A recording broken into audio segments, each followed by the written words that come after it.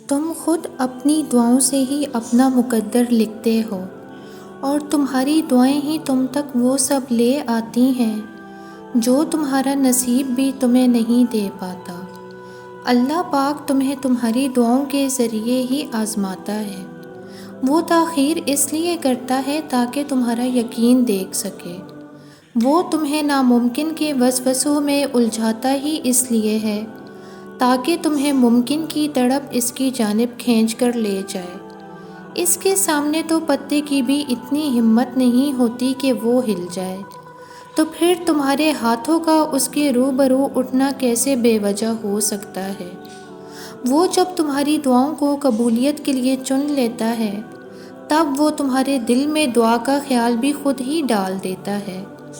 تم سوچتے ہو کہ جو مانگ رہے ہو وہ کیسے قبول ہوگا، اور وہ تمہیں خبر ہی نہیں ہونے دیتا کہ اس نے تمہیں ہی تمہاری دعاؤں کی قبولیت کا وسیلہ بنا دیا۔ تم نصیب اور وقت سے لڑتے ہو یہ سوچے بنا ہی کہ نصیب لکھنے کا اختیار تو اللہ پاک نے تمہیں دے رکھا ہے کہ اپنی دعاؤں سے جب چاہو جو چاہو بدل ڈالو۔ تمہاری دعائیں وہ سب کر سکتی ہیں جو تمہارا مقدر نہیں کر سکتا، اور دعاؤں سے تو رب بھی مل جاتا ہے، تو پھر یہ چاہت کیا چیز ہے؟ بس تمہیں یقین رکھنا ہے کہ جو اس سے مانگ لیا جائے وہ مل کر ہی رہتا ہے۔ پھر وہ تمہیں وہاں سے دے گا کہ تمہاری دعائیں بھی حیران رہ جائیں گی۔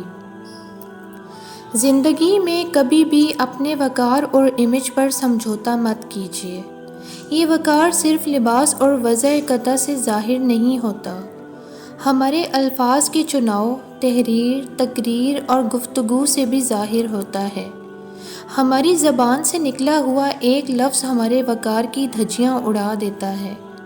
پھر لاکھ جواز عذر دلیلیں اور صفائی پیش کریں، ہم دلوں میں وہ مقام حاصل ہی نہیں کر پاتے جو کبھی تھا۔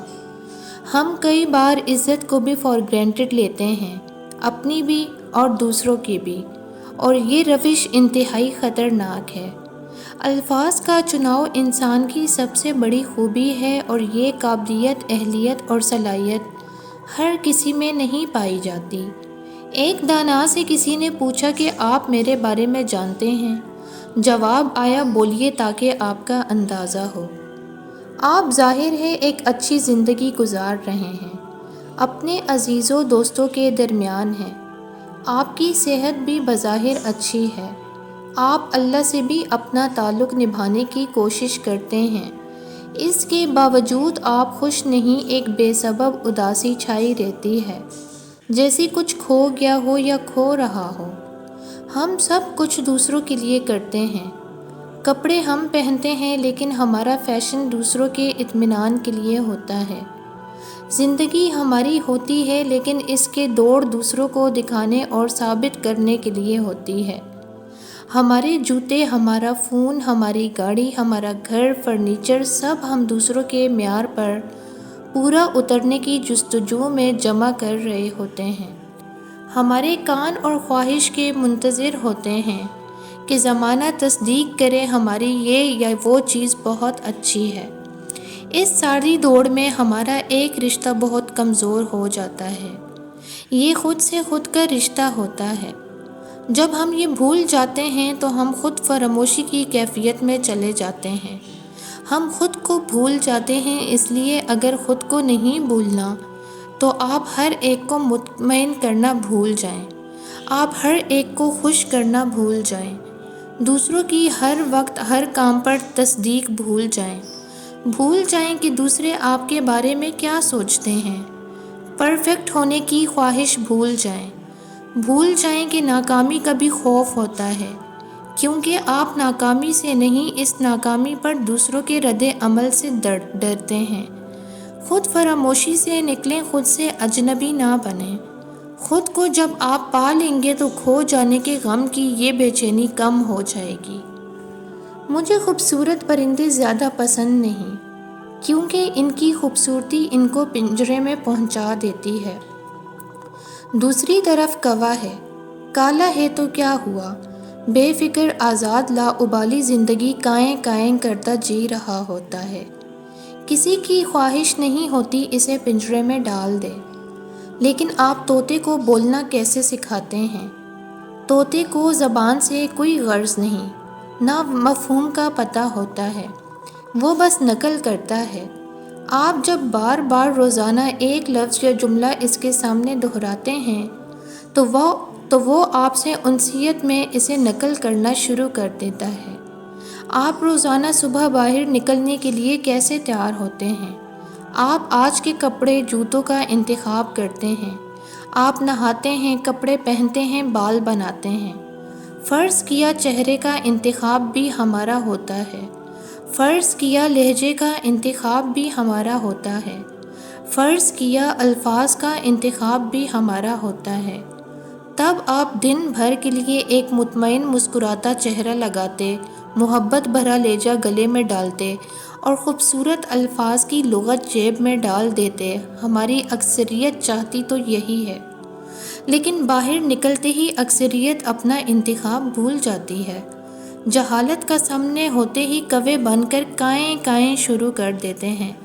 جہالت سے مغلوب ہم اپنی خوبصورتی کو پنجرے میں بند کر دیتے ہیں، اور جہالت گندگی میں منہ مارتے یہ بھول جاتے ہیں ہم کوے نہیں، اشرف المخلوقات انسان ہیں۔ طوطوں کو نہیں، خود کو الفاظ و لہجے کا انتخاب سکھاؤ۔ اپنے اندر کے کوے کو پنجرے میں چھوڑ کر باہر نکلیں، حسن اور خوبصورتی کو پنجروں میں بند نہ کریں۔